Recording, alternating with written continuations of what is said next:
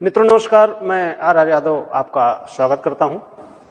आप अभी तक विशेष और विशेषण पढ़े हैं, जिसमें से आपने देखा होगा कि मैंने आपको सबसे पहले संज्ञा और सर्वनाम बताया और विशेष और विशेषण के बारे में कुछ पॉइंट ऐसे बताया जो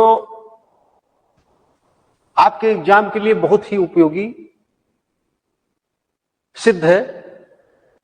आपको बता दें कि अभी विशेष और विशेषण में कुछ पॉइंट बचा था, तो मैंने सोचा कि आपको बताऊं, जो ये बहुत ही कठिन पॉइंट होता है जब ये पूछने लगता है लोक सेवा आयोग कि कोई वाक्य दिया जाता है, इसमें पूछता है कि कितने विशेषण और कितने विशेष हैं, या वो पूछता है निम्नलिखित वाक्य में विशेष कौन है या निम्नलिखित वाक्य में विशेषण कौन है। ठीक, तो ऐसे सवाल पूछा जाएगा कि जैसे गाय अधिक दूध देती है, ऐसे वाक्य लिख दिया गया, गाय अधिक दूध देती है। अब इसमें सवाल बनाएगा जब, तो पूछेगा कि निम्नलिखित वाक्य में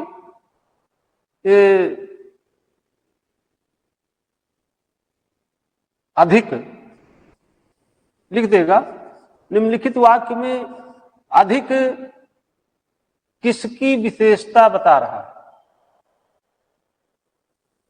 किसकी विशेषता बता रहा है।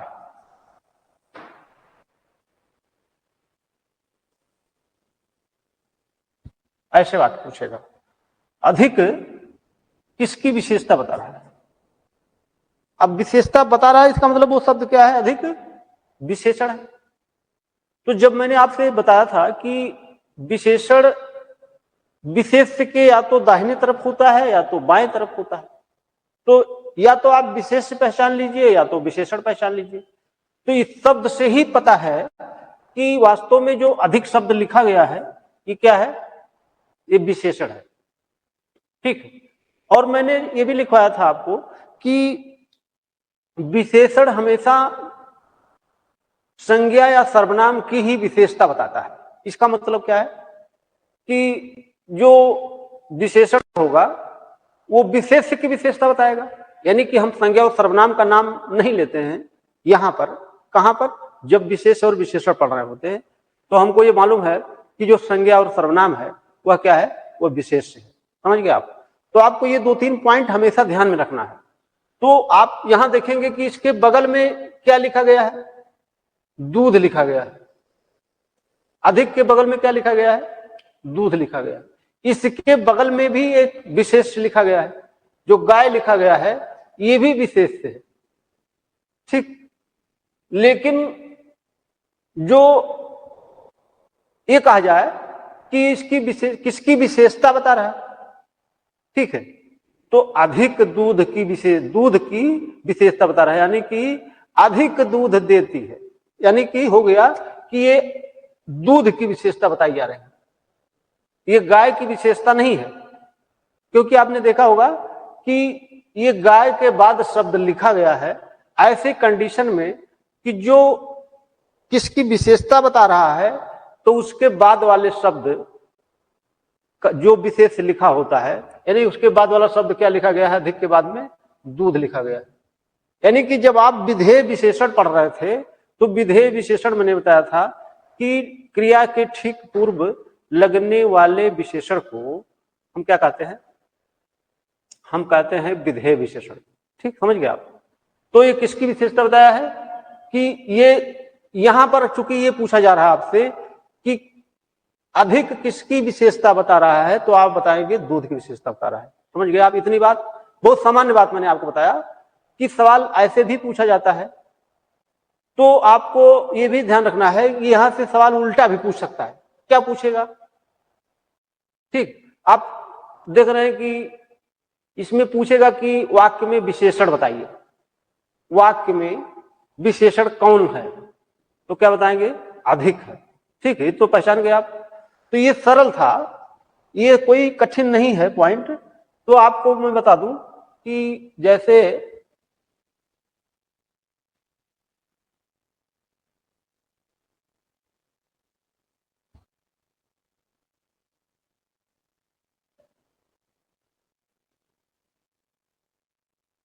देखिए,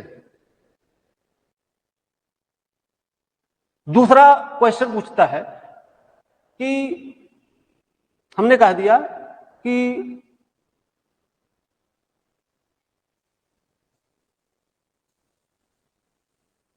एक वाक्य लिख दिया,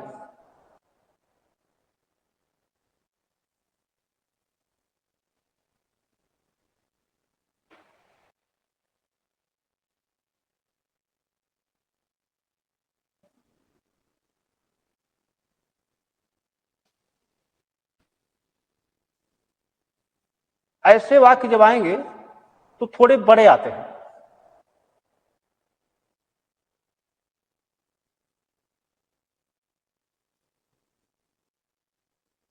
क्या मैंने लिखा है? भयानक जहर वाला सांप काला और विषैला होता है। ठीक, ये वाक्य लिख दिया गया।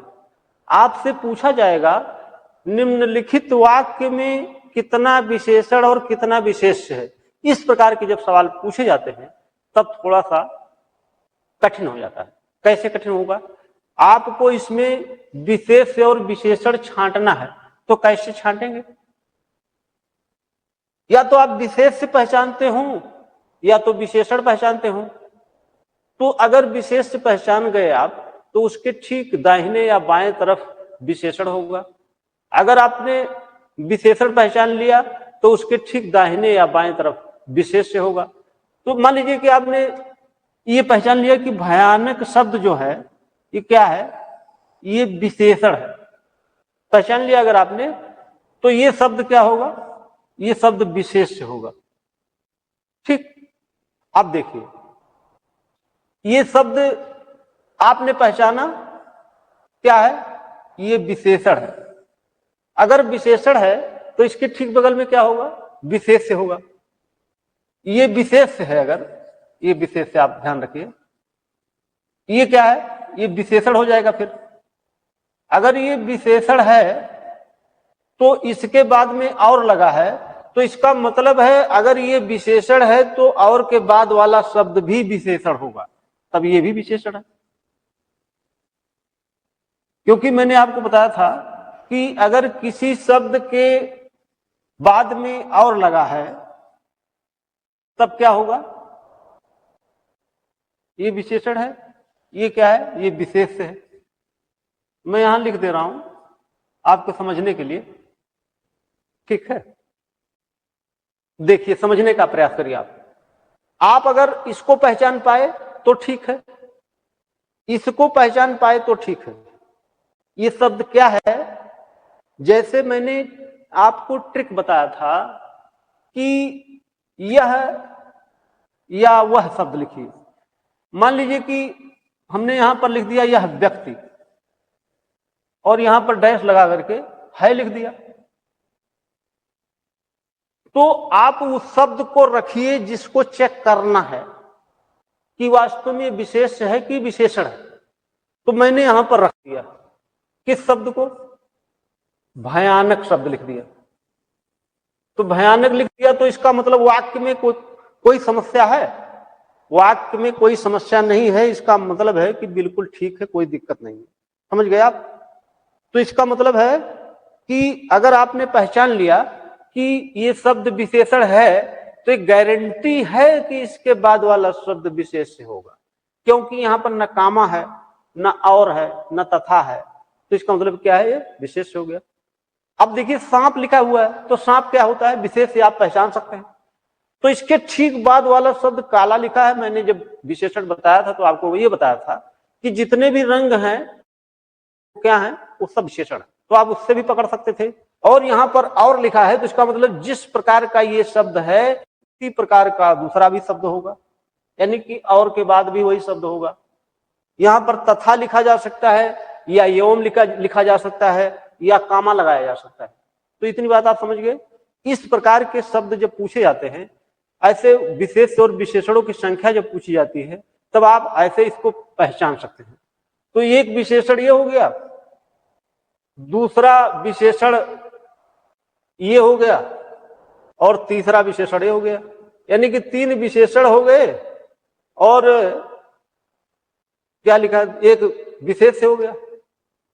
3 विशेषण और एक विशेष से हो गया, यानी कि जो विशेष और विशेषण की संख्या है आप ऐसे छांट सकते हैं। क्रिया से कोई मतलब नहीं है, ध्यान रखिएगा।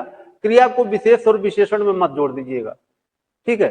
जब एक पॉइंट आता है कि कौन क्रिया विशेषण है, ये बाद में आपको बताऊंगा मैं। अभी आप विशेष और विशेषण को समझने का प्रयास करिए, ठीक है। इतनी बात आप समझ गए। तो आप थोड़ा सा आगे और देखिए,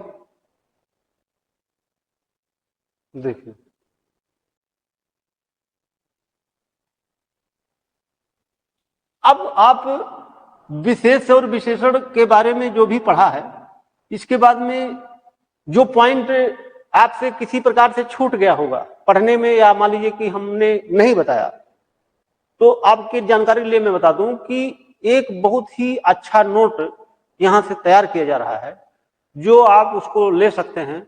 बहुत ही मिनिमम फीस में आपको मिल जाएगा, जो ना के बराबर फीस होगी। तो आप बहुत आराम से उसको रिवीजन कर सकते हैं, पढ़ सकते हैं, ठीक है। बाकी नोट मैंने क्लास में या इस वीडियो के माध्यम से बात बहुत सारी बता दिया है, आपको ज्यादा इस पर मेहनत करने की जरूरत नहीं है। बस आपको करना क्या होगा कि वीडियो में जो भी बात बताई गई है उसको आप समझने का प्रयास करिए और उसको समझ करके लिखने का प्रयास करिए, ठीक। और एक नोट आप अपने तरफ से भी बना सकते हैं, किसका, वीडियो से। अब नेक्स्ट टॉपिक आपको पढ़ना है वर्तनी एवं वाक्य शुद्धि। ये बहुत ही इंपॉर्टेंट टॉपिक है, वर्तनी एवं वाक्य शुद्धि, जो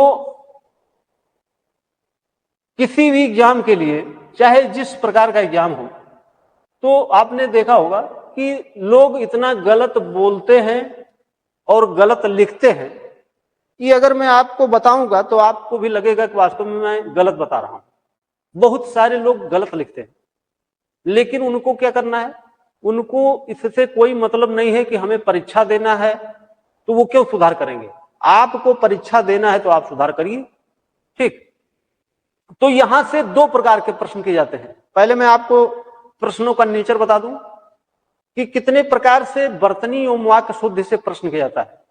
ये टॉपिक आपको पीसीएस में भी मिलेगा, ये टॉपिक आपको आईएएस में भी मिलेगा, ये टॉपिक आपको समीक्षा अधिकारी और सहायक समीक्षा अधिकारी में भी मिलेगा, और कुछ लोग वनडे का भी एग्जाम देते हैं तो उसमें भी मिल जाएगा। तो आपके लिए ये टॉपिक वास्तविकता में बहुत ही इंपॉर्टेंट टॉपिक है, जिसे आप पढ़ने जा रहे हैं।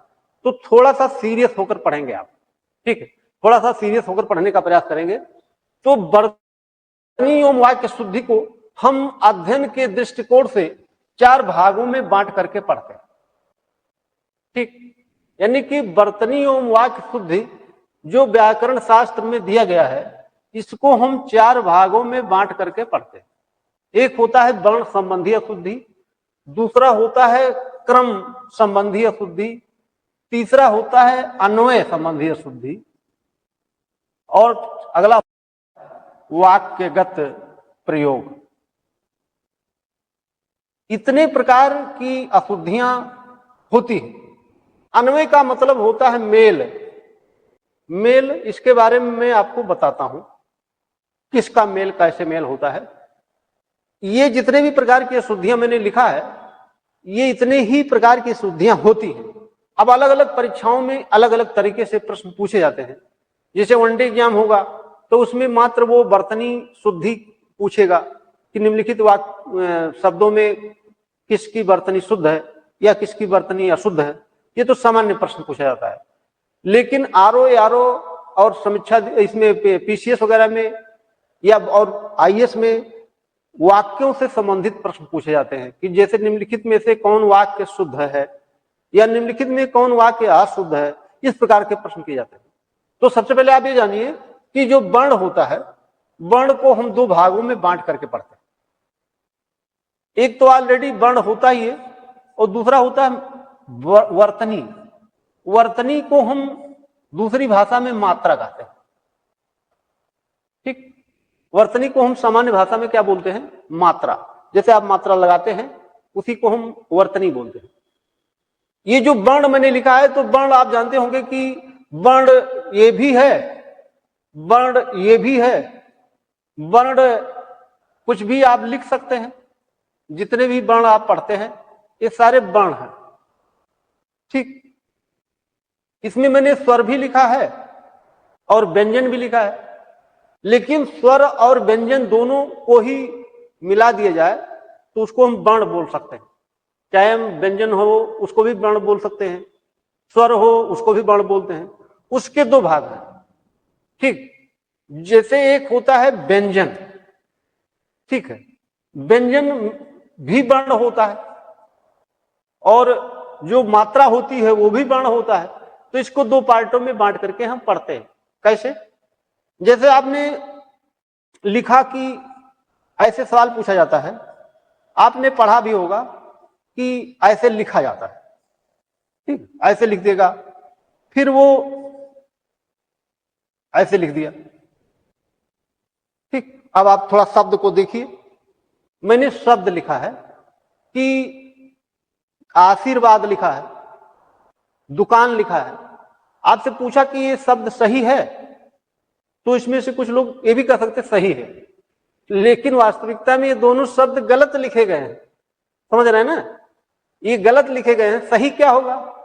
आप इस शब्द को सामान्य व्यवहार में, दैनिक जीवन में आप देखते होंगे कि गाड़ियों के पीछे या ट्रक वगैरह के पीछे लिखा रहता है मां का आशीर्वाद।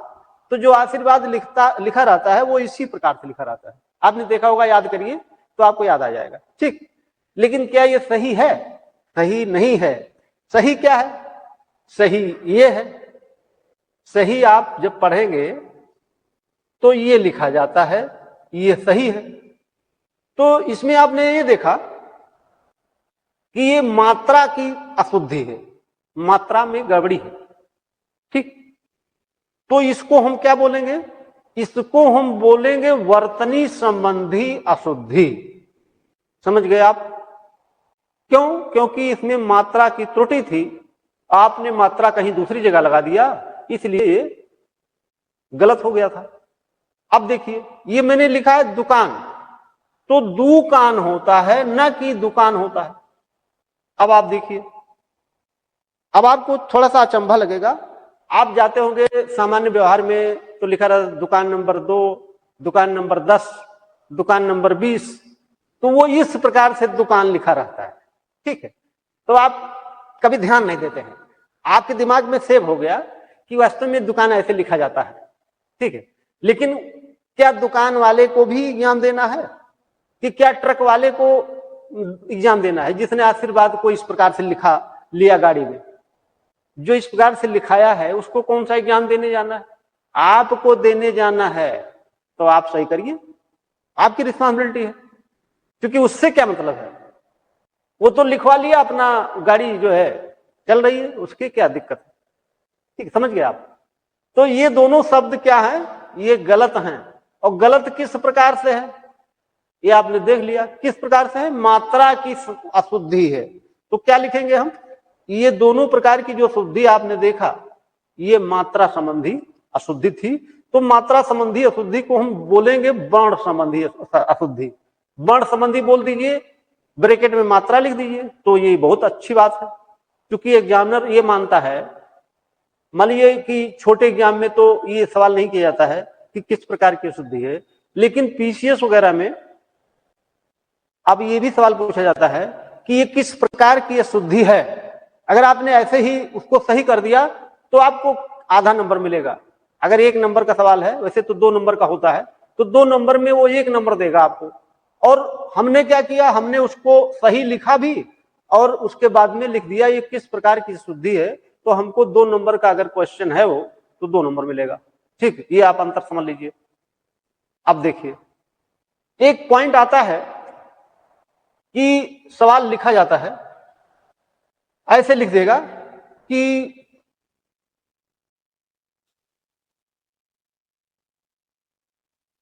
ऐसे लिख दिया गया सन्यासी, और फिर लिख दिया गया ऐसे। ये दो शब्द मैंने लिख दिया। अब आप इन शब्दों पर थोड़ा सा ध्यान दीजिए। मैंने जो लिखा है, क्या ये शब्द सही है? आप लोगों में से 90% लोग कह देंगे हाँ, एक सही लग रहा है, एक गलत लग रहा है, ठीक है। या बहुत लोग दोनों भी सही कर सकते हैं, ठीक। लेकिन वास्तविकता क्या है, ये दोनों शब्द गलत है, ठीक। अब आपको लगेगा नहीं, क्योंकि आपको व्यवहार में नहीं है वो। देखिए, आप व्यवहार कभी जल्दी कोई छोड़ता नहीं है। आपके जीवन में जो दैनिक व्यवहार होता है, उसी व्यवहार के तहत आप प्रयोग करते हैं, ठीक है।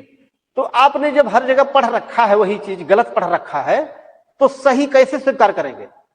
सही मिलेगा किताब में, या तो फिर अच्छा कोई टीचर बता दे, तब हो सकता है सही हो जाए। तो ये दोनों गलत है। सही क्या है? सही मैं यहां लिख दे रहा हूं, तो इस प्रकार से ये सही है। और महत्व भी गलत लिखा था वहां पर, तो अब ये सही है। ये दोता है। इस प्रकार से भी लिख सकते हैं आप, और इस प्रकार से भी लिख सकते हैं आप। दो प्रकार से लिख सकते हो, ठीक है। इसको मैं सही लिख दूं, नहीं तो आप सोचेंगे कि कैसे लिख दिया गया है। दो बार ता बनाएंगे आप, और दोनों बार क्या बनाएंगे? आधा आधा बनाएंगे। अब समझ में आ गया? इसको ऐसे भी आप लिख सकते हैं, ऐसे भी लिख सकते हैं, क्योंकि ये लिखने का तरीका है, स्टाइल है। ये गलत है, ये गलत है। यहां पर अनुसार भी लगेगा और ना भी लगेगा। अब आपको क्लियर कट पता चल गया। अब आप ये समझ लीजिए कि किस प्रकार की अशुद्धि है। ये वर्ण की अशुद्धि थी। वर्ण कम लिख दिया गया था, या ज्यादा लिख दिया गया है, या गलत लिख दिया गया है, तो वो किस प्रकार की अशुद्धि होगी? ये वर्ण संबंधी अशुद्धि। आप ध्यान रखिएगा कि ये किस प्रकार की शुद्धि है। ये वर्ण संबंधी शुद्धि है, ठीक। अब आपको पता चल गया कि जो मैंने 4 पॉइंट लिखा है ऊपर, कि वर्ण संबंधी अशुद्धि होती है, क्रम संबंधी अशुद्धि, अन्वय संबंधी अशुद्धि, वाक्यगत प्रयोग, ठीक। इसका ये मतलब होता है कि मैंने जो वर्ण संबंधी अशुद्धि बताई, वह वर्णों से संबंधित अशुद्धि। सवाल जब पूछा जाता है आपसे पेपर में कि निम्नलिखित शब्दों में शुद्ध शब्द छांटिए या अशुद्ध शब्द का चयन कीजिए, इस प्रकार के सवाल बहुत ज्यादा पूछे जाते हैं। सबसे ज्यादा सवाल यहीं से पूछा जाता है, ठीक। तो आपको ये बेसिक पॉइंट मैंने बताया कि कैसे समझना है, क्या चीज समझना है। आप कर तो दिए सही, लेकिन वास्तविकता में उसको समझ नहीं पाए कि वास्तविकता क्या है इसके पीछे, कि ये किस प्रकार की त्रुटि है, किस प्रकार की त्रुटि आप नहीं जान पाए होंगे। तो अब आपको बेसिक चीज भी जानकारी हो गई, और सही कैसे किया जाएगा ये तो मैं नोट या इस बोर्ड पर लिख ही दूंगा। मैं इस बोर्ड पर इतना बता दूंगा कि आपकी जो अशुद्धियां हैं, जो समस्याएं हैं, वो दूर हो जाएंगी, ठीक। विश्वास के साथ आप पढ़ा करिए, ठीक है। हम अभी एक जगह पढ़ाने गए थे, मैं आपको रियल घटना बता दूं। तो वहां पर चूंकि वो बच्चे नए थे और ज्यादा उनको पढ़ाई वो कर नहीं पाए थे। कुल मिलाकर ये है कि वनडे वाले स्टूडेंट थे वो। तो जैसे ही मैंने बर्तनी बताना शुरू किया, तो बर्तनी जब मान लीजिए कि कोई लड़का ये नहीं पढ़ा है, तो उससे हम ये कहें कि ये सही है, तो वो विश्वास ही नहीं करेगा। जैसे मान लीजिए कि हमने ये लिख दिया महत्व, ऐसे लिखा जाएगा, और बोर्ड पर लिख दिया, अगर उसने नहीं पढ़ा है कहीं तो क्यों विश्वास करेगा? और किताब पढ़ा भी तो पन्ना उलट दिया और तुरंत पढ़ करके आगे बढ़ गया। वो देखा भी नहीं कि वास्तव में ये 2 ता लगा है कि 1 ता लगा है। तो उसने कहा, तो स्टूडेंट जो बैठे थे उनमें से 50% लोगों ने कहा हमसे कि सर आप गलत पढ़ा रहे हैं। हमने कहा यार ये तो बहुत बड़ी बात है, इसमें मैं गलत ही पढ़ाऊंगा, मैं गलत पढ़ाता ही हूं। मैंने कहा मैं गलत पढ़ाता हूं, आपको पढ़ना हो तो आप पढ़ सकते हैं, नहीं पढ़ना है तो आप नहीं पढ़ सकते हैं, लेकिन यार मैं गलत ही पढ़ाऊंगा, ठीक। अब मैं गलत पढ़ाऊंगा सही पढ़ाऊंगा, ये आपको विश्वास करना पड़ेगा।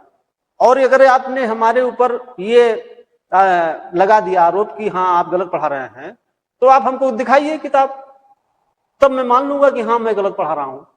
तो आपने जब वही किताबें पढ़ रखा है, दुकान की जो सबसे रिजेक्टेड किताब है, जिसमें न कोई राइटर का पता है, और राइटर हैं तो वो भी ऐसे ही कोई लिख दिया, कहीं से नकल मार दिया, वो भी लिख दिया। तो किताबें भी तो मार्केट में जो है वो बहुत बड़ी, बहुत माशाअल्लाह है, वो किसी प्रकार के कौन मैटर लिख दिए, कहीं से नकल करके लिख दिए, कहीं से कुछ लिख दिए, ऐसे तो किताबें छपती हैं।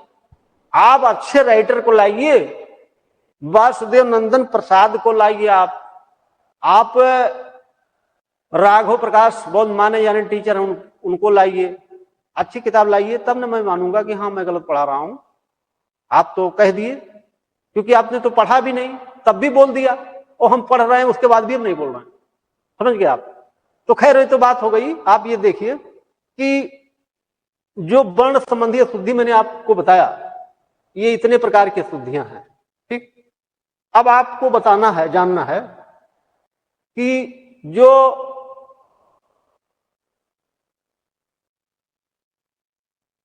मैंने यहां पर लिखा क्रम संबंधी अशुद्धि, ठीक है, इसको भी मिटा देते हैं।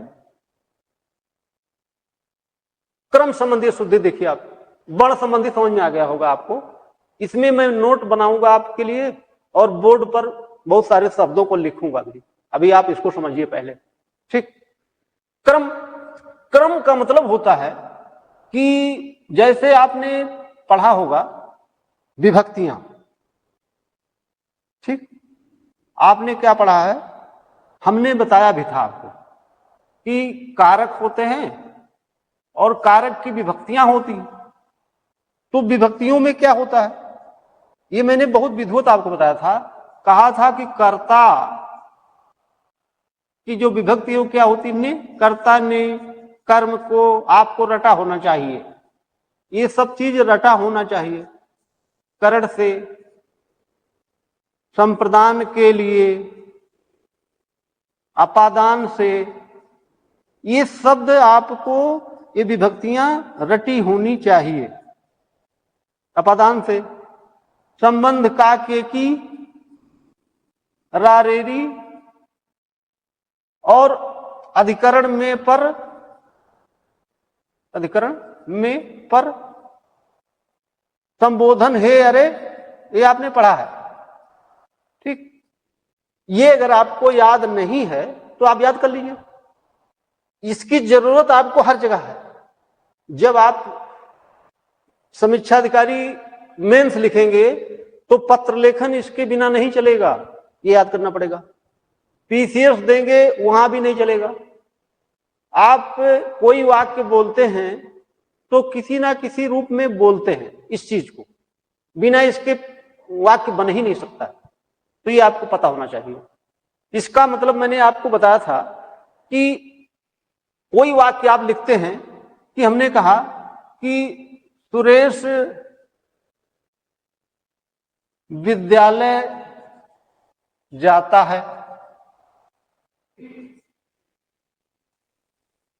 तो आपको पता होगा कि ये वाक्य लिखा गया है तो इसमें कर्ता है, क्रिया है, कर्म है, ठीक है। ये वाक्य के बहुत ही जरूरी कंटेंट होते हैं, जरूरी कंटेंट, इसके बिना वाक्य नहीं चल सकता है। तो यानी कि आपको पता होना चाहिए कि ये कर्ता लिखा गया है, ये कर्म लिखा गया है, और ये क्रिया लिखी गई है, ठीक। इतनी बात आप समझ गए होंगे। तो ये लिखने का तरीका होता है। क्या तरीका होता है कि कोई वाक्य अगर आप लिख रहे हैं तो वह किसी न किसी फॉर्म में आपको लिखना पड़ेगा, ठीक है। फॉर्म में लिखने का मतलब है कि जैसे आपने लिखा कि सुरेश विद्यालय जाता है, तो इसमें आपको दिखाई पड़ रहा होगा कि किसी प्रकार की विभक्ति नहीं है। कोई विभक्ति लिखी मैंने? कोई विभक्ति नहीं लिखी। लेकिन जब मैंने लिख दिया कि सोहन ने भोजन किया, अब ऐसे वाक्य लिख दिया गया। अब आप देख रहे होंगे कि मैंने यहां पर विभक्ति लिख दिया, क्या है? ने। भी पता चल गया कि ये क्या है, कर्ता है। यानी कि जो ने लिखा है मैंने, ये किसकी विभक्ति है, ये कर्ता की विभक्ति है।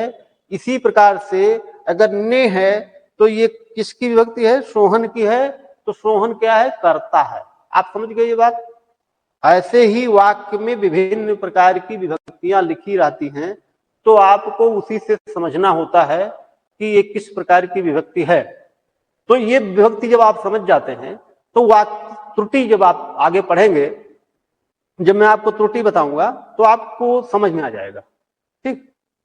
और ऐसे में क्या करेंगे आप, मान लीजिए आप इस पॉइंट को नहीं समझ पाए, तब आप रटना प्रारंभ कर देते हैं और वहीं से गलती शुरू हो जाती है।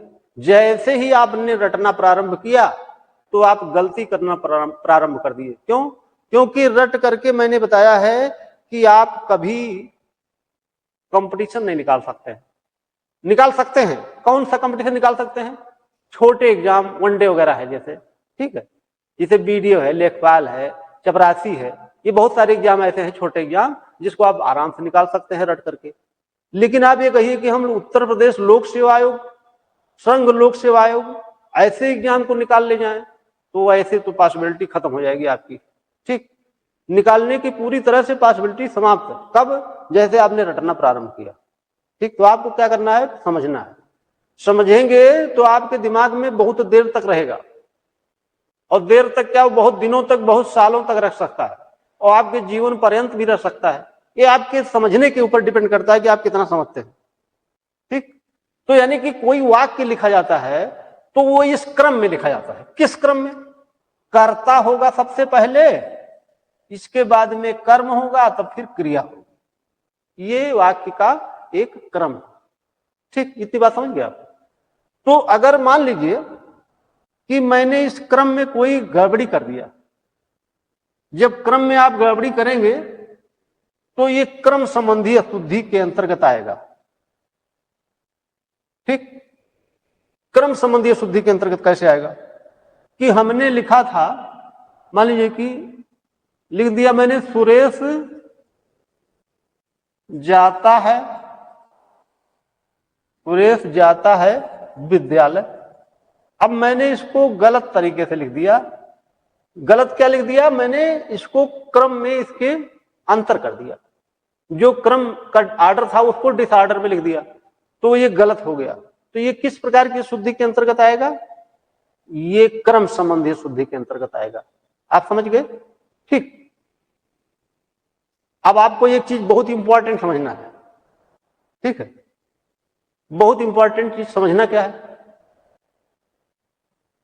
देखिए, जो मैंने अभी लिखा था कर्ता ने कर्म को, ठीक, ये लिखने का जो तरीका होता है, इसका एक सिस्टम है। व्याकरण शास्त्र में आपको मैं बता दूं, पूरे व्याकरण शास्त्र में जो ये लिखा जाता है, तो ये लिखने का एक तारतम्य होता है, एक शासन होता है। पूरे व्याकरण शास्त्र में कोई वाक्य जब लिखा जाता है तो उसका एक सिस्टम होता है, एक तंत्र होता है कि उसके बाहर आप नहीं जा सकते। अगर आप बाहर गए तो फिर वाक्य आपका गलत हो जाएगा। ठीक है, आपको देखने में वाक्य बहुत अटपटा लगेगा, देखने में लगेगा ये गलत है, लेकिन वास्तविकता क्या है, वो सही है। ठीक, अब देखिए, आप ध्यान नहीं दिए, जब मैंने लिखा था ऐसे, कर्ता लिखा था, कर्म लिखा था, करण लिखा था, संप्रदान लिखा, इसको समझना है। अपादान लिखा, संबंध, अधिकरण, संबोधन। ठीक, अब आप देखिए, ये तो इसकी विभक्तियां लिखी जाती हैं इधर। आप इसको बहुत अच्छी तरह से समझ लीजिए, भले ही टाइम लगे, लेकिन आप इसको अच्छी तरह समझिए। क्यों? क्योंकि बहुत बेसिक चीज है, ये मैं बहुत आराम से बताता हूं, इसीलिए क्योंकि ये चीज जिसको समझ में आ जाएगी वह बहुत आराम से वर्तनी और वाक्य शुद्ध के सवाल करेगा, उस वाक्य से उसका कोई मतलब भी नहीं है, कभी उस वाक्य को देखा ना हो, न उस वाक्य को पढ़ा हो, अगर आप उस वाक्य को सही करते हैं तब बहादुरी है आपकी, और तब इसका मतलब ये होता है कि आपको वर्तनी समझ में आई है, आप उसके नियम कानून को जानते हैं। अगर आपने ऐसा नहीं किया, आप रटे रटाए शब्दों को सही किया या वाक्यों को सही किया, तब फिर इसका मतलब आपको समझ में नहीं आया। समझ में तभी आता है जब आप अनजान वाक्यों को भी सही कर ले जाएं। कोई जरूरी है कि जो मैं बता रहा हूं वही एग्जाम में आएगा, ऐसा हो ही नहीं सकता। कोई मैं इतना दिव्य दृष्टा तो हूं नहीं कि मैंने जो बता दिया वही एग्जाम में लिखा रहेगा। ये तो मैं आपको एक मात्र समझाने का प्रयास कर रहा हूं, मैं आपको एक सिस्टम बता रहा हूं कि इस प्रकार से सवाल पूछा जाता है, आपको इन बातों को ध्यान में रखना है। बाकी चीज तो आयोग अपने अनुसार पूछेगा, ठीक, उसी सिलेबस से पूछा जाएगा, इसको समझने का प्रयास करिए। ठीक, तो नोट कर लीजिएगा आप कि कर्म कर्ता जो लिखा जाता है, कर्ता और कर्म लिखते समय कर्ता और कर्म के बीच में कितना भी बड़ा वाक्य हो तो इस डिसऑर्डर क्रम में लिखा जाता है। ठीक, यानी कि अधिकरण लिखा जाएगा, कर्ता के बाद में क्या लिखा जाएगा, अधिकरण लिखा जाएगा, अधिकरण के बाद में क्या लिखा जाएगा, संबंध लिखा जाएगा, संबंध के बाद में अपादान लिखा जाएगा, अपादान के बाद में संप्रदान लिखा जाएगा, संप्रदान के बाद में करण लिखा जाएगा, इसके बाद में क्या लिखा जाएगा, कर्म लिखा जाएगा। ये बताने का मतलब हमारे क्या है, यानी कि कोई वाक्य जब लिखा जाता है तो मान लीजिए कि वो वाक्य बहुत लंबा है, तो कर्ता और कर्म के बीच में ये जो विभक्तियां मैंने बताया आपको, ये इस क्रम में लिखी जाती है, उल्टा लिखी जाती है। अधिकरण आएगा, फिर संबंध आएगा, फिर अपादान आएगा, फिर संप्रदान, फिर करण, फिर कर्म। यानी कि कर्ता और कर्म के बीच में इतने कंटेंट आएंगे और किस क्रम में आएंगे, और वो इस उल्टा क्रम में आएंगे। ये तो मैंने सीधा लिखा था, तो ये कैसे आएंगे, इसको ऐसे आप नहीं समझ पाएंगे, पहले आप उदाहरण देखिए तब समझ पाएंगे। इसको उदाहरण के माध्यम से आप समझने का प्रयास करिए, तब समझ जाएंगे। ठीक, समझिए। जैसे मान लीजिए कि कोई वाक्य बहुत बड़ा आ गया, मान लीजिए कि काफी लंबा वाक्य आ गया, उसमें बहुत सारी विभक्तियां लिखी गई हैं, तो क्या करेंगे आप,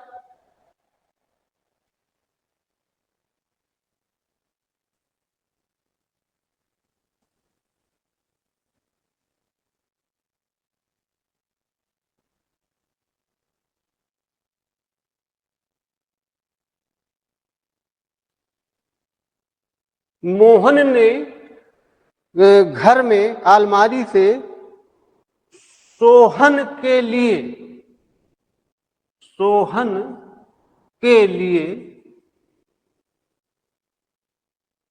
हाथ से पुस्तक निकाली।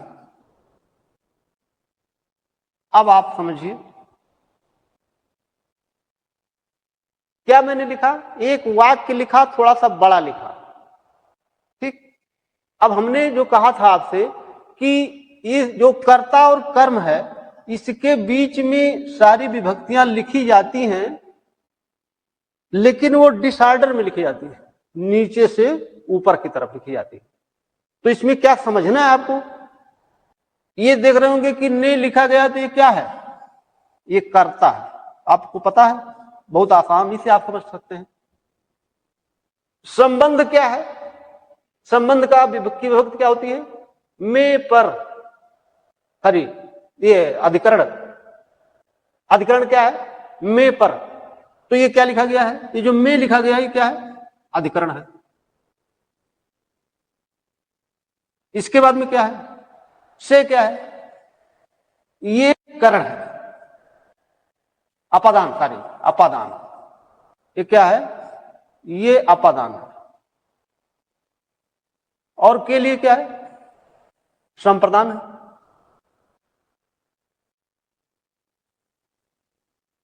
और से क्या है, करण है। अब आप देख लीजिए, हमने क्या बताया था, फिर से आप प्रयास करिए। हमने बताया था कर्ता ने कर्म को करण से, ऐसे बताया था, कर्ता ने कर्म को। अब आप थोड़ा सा ध्यान से समझिए, संप्रदान के लिए ये बहुत इंपॉर्टेंट है, इसलिए मैंने बताया आपको। अपादान से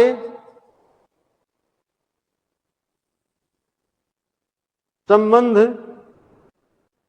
का के की रारेरी अधिकरण में पर, अधिकरण में पर। अब आप देखिए, हमने क्या बताया था कि वाक्य जो लिखा जाता है वो कर्ता और कर्म के बीच की विभक्तियों को, पूरी विभक्तियों को लिख दिया जाता है। यानी कर्ता और कर्म के बीच में जो विभक्तियां होंगी, कौन विभक्तियां होंगी, यानी कि ऐसे तो कर्ता और कर्म यहां लिखा गया ना, ये वाक्य में कर्ता सबसे पहले लिखा जाता है, इसके बाद में क्या लिखा जाएगा, कर्म तब आएगा जब बाकी विभक्तियां लिख दी जाएंगी। ठीक, तो बाकी विभक्तियां यहां से समझिए, ये कर्ता की विभक्ति ने थी, इसके बाद में क्या आ गया, अधिकरण। हमने क्या बताया था आपको कि उल्टा चलती है, ये विभक्तियां क्या करती हैं वाक्य में, उल्टा चलती है। तो पहले क्या लिख दिया गया, अधिकरण लिख दिया गया, उसके बाद क्या आ गया, अपादान देखिए आ गया। कोई जरूरत नहीं, सारे आएंगी, वाक्य के अनुसार आती हैं विभक्तियां। तो उसके बाद क्या आ गया, अधिकरण के बाद में ये क्या है, से अपादान आ गया, ये अपादान है, उल्टा चल रहा है। फिर इसके बाद में संप्रदान के लिए ये देखिए संप्रदान आ गया, यानी कि अधिकरण आया, फिर अपादान आया, फिर संप्रदान आ गया, और फिर करण आ गया। देखिए करण ऊपर है, ये आया, और फिर पुस्तक, ये पुस्तक को निकाला। वास्तव में क्या है, पुस्तक को ही तो निकालेगा, तो कर्म अब आया। तो यानी कि यहां लिखा नहीं गया है, पुस्तक को यहां पर लिखा जा सकता है, लेकिन मैंने नहीं लिखा है। वाक्य कोई जरूरी नहीं है कि सारी विभक्तियां लिखी जाएं, कुछ कॉमन सेंस के आधार पर समझा जाता है। तो आपको ये जो बात पॉइंट मैंने बताया, ये थोड़ा सा कठिन पॉइंट है। कठिन पॉइंट का मतलब है कि आप एक बार में नहीं समझ पाएंगे इसको, तो 2-3 बार आप वीडियो देखिएगा, तो तब आप अच्छी तरह से समझ जाएंगे। और वाक्यों को देखने का प्रयास करिएगा, कोई दूसरा वाक्य देखिएगा कि वास्तव में ये वाक्य उसी क्रम में लिखा गया है कि नहीं लिखा गया है। अब आपसे जब सवाल पूछा जाएगा कि निम्नलिखित वाक्यों में कौन वाक्य शुद्ध है या अशुद्ध है, तब आप इसका प्रयोग कर सकते हैं। ठीक, ये क्या है, ये क्रम संबंधी अशुद्धि के अंतर्गत आता है। जब आपसे सवाल पूछा जाएगा तो आप बताएंगे कि वास्तविकता में ये क्रम संबंधी अशुद्धि है।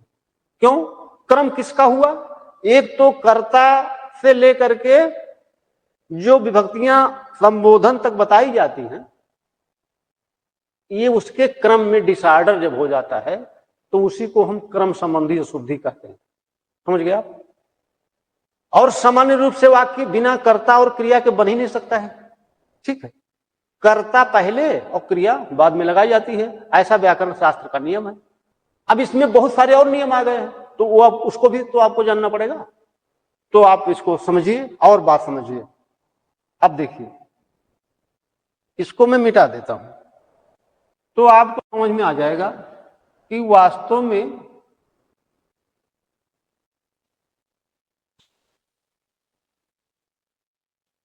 देखिए,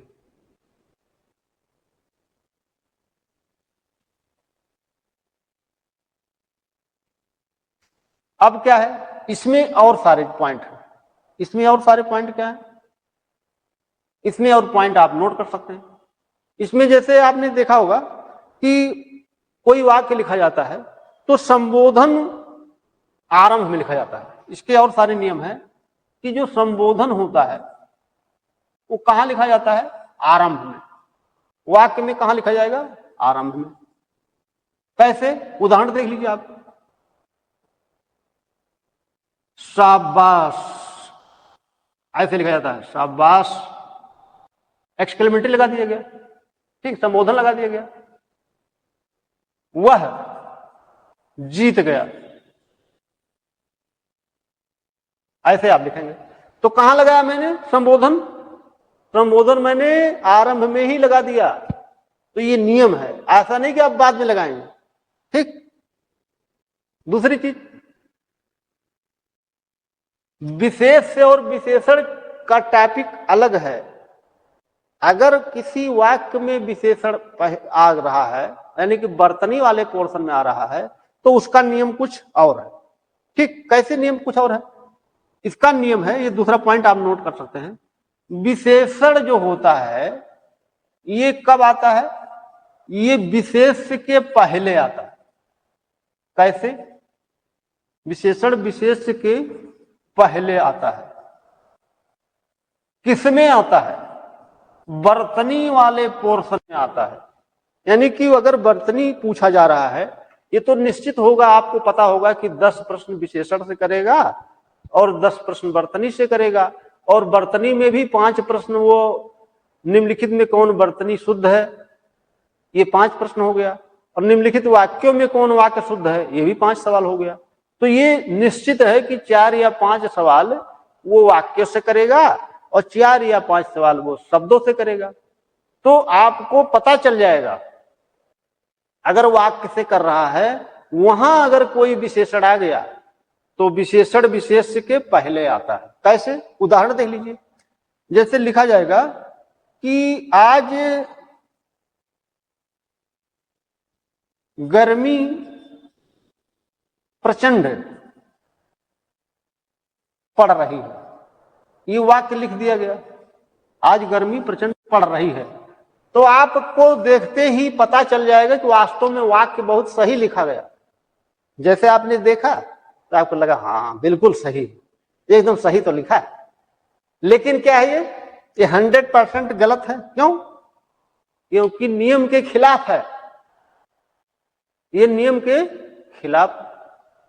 अभी जब आप नोट पढ़ेंगे और मेरी क्लास और देखेंगे वीडियो की, तो आपको पता चलेगा कि वास्तव में हमको हिंदी पढ़ने की जरूरत है कि नहीं है। लोग ये मान लेते हैं कि हम तो उत्तर प्रदेश के निवासी हैं और हम तो रामधारी सिंह दिनकर के नाती हैं, या आप समझ लेते हैं कि मैं तो आज मुंशी प्रेमचंद के खानदान का हूं। तो खानदान का होना और बड़े बड़े राइटर के रिश्तेदार होना ये दूसरी बात है, आना दूसरी बात है, परीक्षा निकालना दूसरी बात है। तो ये नहीं समझते हैं कि हमको पढ़ना पड़ेगा और तब आएगा। कोई भी पॉइंट बिना पढ़े नहीं आ सकता है, चाहे आप कितने बड़े विद्वान हो, पढ़ना पड़ेगा। तो जब पढ़ना पड़ेगा तो आप ये सोचिए कि ये जो पॉइंट बताया जाता है आपको, तो आपको खुद फीलिंग आ गई होगी वास्तविकता में कि ये हमको आता था कि नहीं आता था। और दूसरी बात, ईमानदारी से पढ़ाई की जाती है। ये नहीं कि हमको नहीं आ रहा तब भी हम कहें हाँ हाँ अरे आ रहा सर, बिल्कुल आ रहा सर, हमको आता है, और अंदर क्या है, आ ही नहीं रहा। तो इसका मतलब क्या है? इसका मतलब आप अपने आप को ही धोखा दे दिए। नहीं आया तब भी आपने बोल दिया, तो इसका मतलब क्या है? इसका मतलब आपने चोरी कर दिया, और चोरी जानते क्या होती है, ठीक। तो खैर कोई बात नहीं है, ये आपके लिए ही ऐसा व्यवस्था बनाया गया है कि जिससे आप सीख लीजिए, आपके कल्याण की ही बात की जा रही है। तो ये गलत क्यों है ये आपको पता चला? ये गर्मी विशेष है और इसके बाद में विशेषण लिख दिया गया, जबकि मैंने क्या लिखा है, विशेषण विशेष के पहले आता है। तो वाक्य क्या सही होगा? आज प्रचंड गर्मी पड़ रही है। समझ गए आप? ये नियम इसका है, तब आपको पूरा नंबर मिलेगा। आप ये कहिए कि हमको आता है तब नंबर नहीं मिलेगा, आप ये कहिए हमको कुछ नहीं आता है, ठीक, तब नंबर मिलेगा, तब आपको आएगा। तब आप समझ पाएंगे। ठीक, अब देखिए जो और पॉइंट है इसमें कि जो प्रश्नवाचक वाक्य होते हैं उसके बारे में आप थोड़ा जानिए। ये मैं वर्तनी में जो कुछ पॉइंट आपको बता रहा हूं, ये धीरे धीरे करके आपके पास एक ऐसा कलेक्शन हो जाएगा, तो आपको एक बार रिवीजन 10 मिनट में कर लेंगे तो सब आपका याद हो जाएगा। तो उससे क्या फायदा होगा कि आपको ज्यादा पढ़ना नहीं। ठीक, प्रश्नवाचक शब्द वाक्य के प्रारंभ में लिखा जाता है, ये दूसरा नियम है। प्रश्नवाचक वाक्य जो होगा वो कब लिखा जाएगा? प्रश्नवाचक वाक्य यानी कि जो प्रश्नवाचक शब्द होगा उस शब्द को पहले लिखा जाएगा। शब्द वाक्य के प्रारंभ में लिखा जाएगा, वाक्य के प्रारंभ में। कैसे? हमने कहा क्या पढ़ रहे हैं, क्या पढ़ रहे हैं,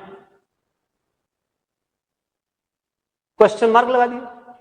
कहां पर प्रश्नवाचक चिन्ह लगेगा और कहां पर प्रश्नवाचक शब्द रहेगा, इस सबका निश्चित स्थान होता है। आप उसी जगह पर लिखेंगे जहां पर उसका नियम कानून बोलता है। अपने अनुसार नहीं लिखना है, अपने अनुसार लिखेंगे तो गलत नहीं हो जाएगा। तो इसलिए व्याकरण के अनुसार लिखना है, अपना दिमाग नहीं लगाना है। ठीक, तो ये तो बात हो गई क्रम से। क्रम में मैंने आपको बहुत सारा पॉइंट बता दिया। ठीक है, आपको ज्यादा मेहनत ही नहीं करना है। हमने क्या बताया है कि आप विश्वास के साथ में आइए और सफल होकर जाइए। ठीक, तो जब विश्वास करते हैं, ऐसा माना जाता है, बूढ़े बुजुर्गों ने और बड़े बड़े मुनि ऋषियों ने बोला है कि विश्वास ही फल है। तो जब विश्वास करेंगे तब ना फल मिलेगा। तो आप विश्वास करिए, तो जब विश्वास करेंगे तब होगा। अन्वय, अन्वय पर आ जाइए आप। अन्वय मतलब मैंने बताया है मेल। किसका मेल? मेल मतलब होता है कि वाक्य में आपको मैंने बताया है संज्ञा है, सर्वनाम है, कर्म है, क्रिया है, उसके अंदर विशेषण है, विशेष है, बहुत सारे पॉइंट वाक्य में होते हैं। तो इसमें एक निश्चित होता है कि वास्तव में कर्म अगर स्त्रीलिंग है तो उसकी क्रिया किस प्रकार की होगी, कर्ता अगर पुल्लिंग है तो उसकी क्रिया पुल्लिंग होगी, अगर विशेषण है तो उसका विशेष किस प्रकार का होगा। तो ये बहुत सारे पॉइंट वाक्य में चलते रहते हैं। तो उसी पॉइंट को समझना है कि जैसे आप कहते हैं कि कर्ता का क्रिया से क्या मेल है। ठीक, कि जैसे आपने कहा कि वह जा रहा है, हमने एक वाक्य लिख दिया वह जा रहा है। अब देखिए इस शब्द को आपने कहां से पहचाना, ये स्त्रीलिंग है कि पुल्लिंग है? आप बता पाएंगे और बता भी देंगे वास्तव में ये पुल्लिंग है। कैसे पकड़ पाया आपने? यहां पर रहा है, क्रिया लिखा है ना, ये क्रिया है, इसीलिए क्रिया में पुल्लिंग है, क्रिया पुल्लिंग है। तब आप इस शब्द को बता दिए कि वास्तव में ये जो सर्वनाम लिखा है ये पुल्लिंग है। अगर मैं इसके जगह वह जा रही है तो अब क्या हुआ? अब ये शब्द क्या हो गया? स्त्रीलिंग हो गया। किससे पता चला? क्रिया से पता चला। तो क्रिया से पता चला तो कभी कभी कर्ता से भी पता चलता है कि क्रिया किस प्रकार की है। जैसे मैं यहां पर लिख दूं राजू स्कूल जाता है। अब देखिए, अब आप आंख मूंद कर अगर इसको देखें तो आप तुरंत बता देंगे कि क्रिया कैसी होगी, स्त्रीलिंग होगी, क्योंकि आप यहीं क्लियर कर लिए थे कि राजू पुल्लिंग है। ठीक, अगर मैंने यहां पर लिख दिया कि अनीता तो आपको यह पता चल गया होगा कि वास्तव में जो क्रिया लगेगी वो क्या लगेगी, वो स्त्रीलिंग लगेगी। तो ये पहला पॉइंट यहां पर है, कर्ता और क्रिया का क्या मेल होता है, ये आपको पढ़ना है कि कर्ता और क्रिया से क्या मेल होता है। फिर आप पढ़ेंगे कर्म और क्रिया से क्या मेल होता है, कर्म और क्रिया में क्या मेल है। ठीक, फिर हम लिख सकते हैं संज्ञा और सर्वनाम में क्या मेल है। फिर हम पढ़ेंगे कि इसमें पुरुष होते हैं। आपको मैंने बताया है कि पुरुष कितने प्रकार के होते हैं, पुरुष 3 प्रकार के होते हैं, जिसको मैंने बताया था कि प्रथम पुरुष, मध्यम पुरुष और उत्तम पुरुष। तो वाक्य पुरुष में भी लिखा जाता है, तो उसमें क्या मेल होता है, उसका क्या क्रम होता है, ये सब सारी चीज इसमें होती है। तो एक दूसरे से मेल होता है वाक्य में। तो यहां से सबसे ज्यादा प्रश्न किया जाता है पूरे व्याकरण में और पूरे वर्तनी वाले पोर्शन में। सबसे ज्यादा समझने वाला और सबसे ज्यादा प्रश्न आने वाला जो जगह है वो यही है जो ये आप पढ़ रहे हैं। ठीक, जो आप ये पढ़ रहे हैं ये सबसे ज्यादा समझने वाला चीज है और सबसे ज्यादा प्रश्न यहीं से आता भी है और सबसे ज्यादा कठिन भी यहीं से बनाया जाता है। तो इसको समझना जरूरी है कि नहीं, जरूरी है। क्यों? अगर आप पढ़ने आए हैं तो पढ़ना पड़ेगा और काम चलाऊं नहीं पढ़ना, मेहनत करना पड़ेगा। पढ़ने आए हैं तो आप कंपटीशन निकालने के उद्देश्य से आए हैं कि केवल हम पढ़ते रहेंगे, पढ़ने तो आए नहीं।